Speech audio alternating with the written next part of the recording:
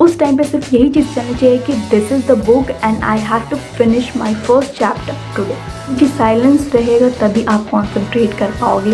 अब लेकिन जब बार बार आप उसके सॉल्यूशंस को देखोगे, एक बार तो ऐसा टाइम आएगा जब वो समझ में आ जाएगा। जॉइंट फैमिली है, अगर आपके घर में ज़्यादा रूम नहीं है, ये बुक पढ़ो, अपना स्पेस खाली करके पढ़ो।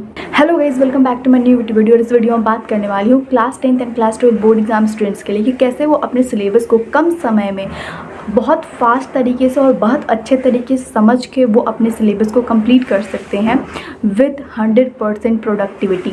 ठीक है, तो इस वीडियो में बताऊंगी। देखो, सबसे पहले कोई भी चीज़ स्टार्ट करने से पहले सपोज दैट आपको सिलेबस कंप्लीट करना है अपने बोर्ड एग्जाम के लिए, तो सबसे पहले आपके माइंड में ये क्लियर होना चाहिए कि why you are starting this.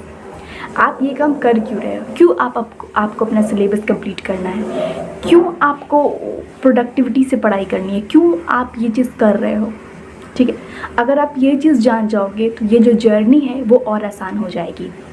जो आपने सोचा है कि हाँ मुझे आज एक चैप्टर कंप्लीट करना है या फिर आज मुझे ये पर्टिकुलर टॉपिक कंप्लीट कर लेना है, तो अगर आपके माइंड में ये चीज़ क्लियर रहेगा ना कि क्यों आप ये चीज़ कर रहे हो, what is the reason behind it, what is the reason behind it. अगर आप ये मन में ये चीज़ क्लियर है, आपके मन में ये चीज़ें थॉट अगर क्लियर है, then you can start it. सबसे पहले तो जब भी आप पढ़ने बैठिए किसी भी पर्टिकुलर टॉपिक को, किसी भी पर्टिकुलर चैप्टर को, आप जब भी पढ़ने बैठिए उस टाइम आपके दिमाग में कोई भी ओवर थिंकिंग नहीं होनी चाहिए, कोई भी ड्रीमिंग नहीं होनी चाहिए आपके माइंड में।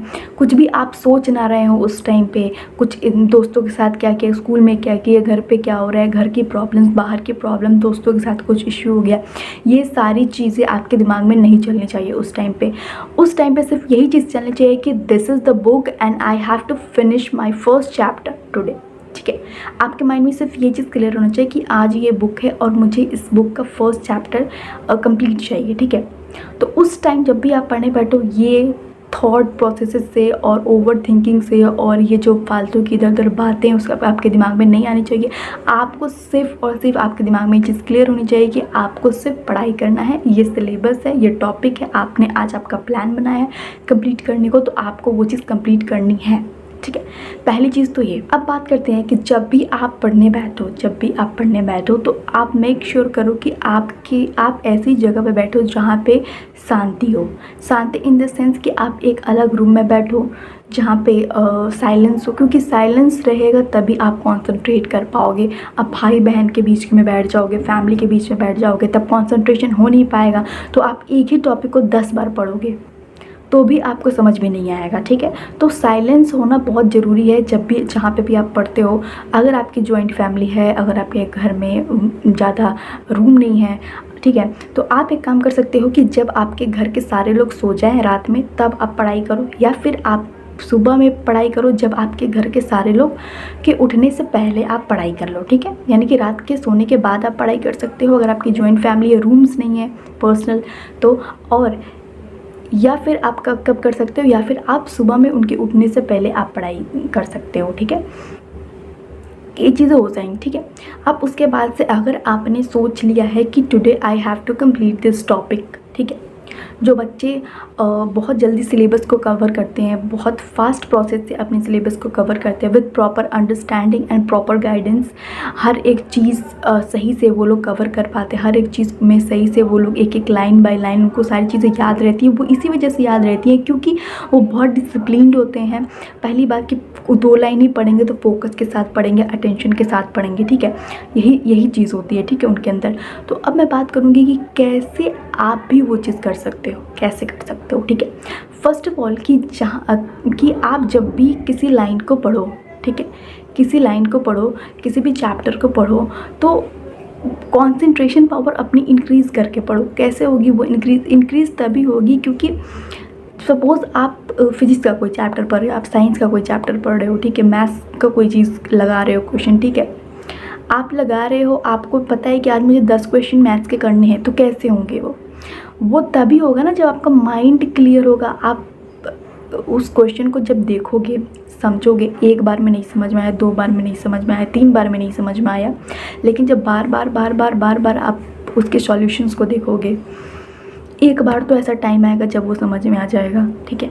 लेकिन मुझे ऐसा लगता है कि जब कोई भी इंसान खूब कॉन्सेंट्रेशन के साथ चीज़ों को करता है, कॉन्सेंट्रेशन के साथ चीज़ों को पढ़ाई करता है, तो उसको एक बार में ही क्लियर हो जाती हैं चीज़ें, ठीक है। कॉन्सेंट्रेशन आपको कैसे बढ़ाना है। सपोज दैट मैथ का कोई क्वेश्चन है, उसको फर्स्ट लाइन को समझो कि कैसे उसका सॉल्यूशन आया है, फर्स्ट लाइन का समझो।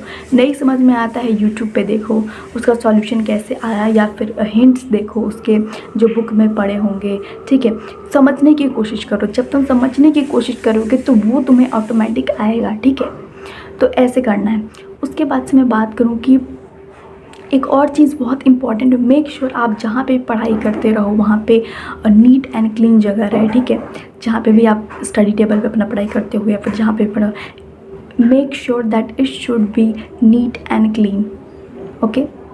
आप अपने सामने पढ़ रहे हो, मैथमेटिक्स फिजिक्स की बुक पढ़ी हुई है, हिंदी की बुक पढ़ी हुई है, इंग्लिश की बुक पढ़ी हुई है बगल में, ठीक है, सोशल साइंस की बुक पढ़ी हुई है, ठीक है। ऐसे बहुत सारे बुक्स पढ़े हुए हैं तो आपके बगल में, और पढ़ रहे हो आप मैथ, ठीक है।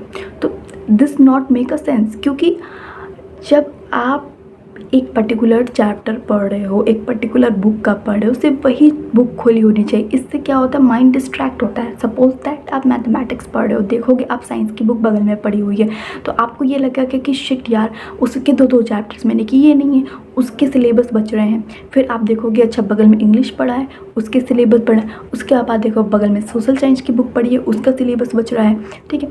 सेम गोज टू क्लास 12 वाले बच्चे, आपके फिजिक्स केमिस्ट्री बायोलॉजी की बुक पढ़ी होती है, ठीक है। तो आपका भी तो माइंडसेट ऐसे हो जाता है ना कि ठीक है बायोलॉजी के चैप्टर बच रहे हैं, फिजिक्स के चैप्टर्स बच रहे हैं, ये तो सपोज दैट आप कोई भी बुक पढ़ो, अपना स्पेस खाली करके पढ़ो। कोई भी आसपास और किताब नहीं दिखना चाहिए। जो आप चैप्टर लिए हो, जो आप किताब लिए हो, वही आपके सामने खुला होना चाहिए, ठीक है।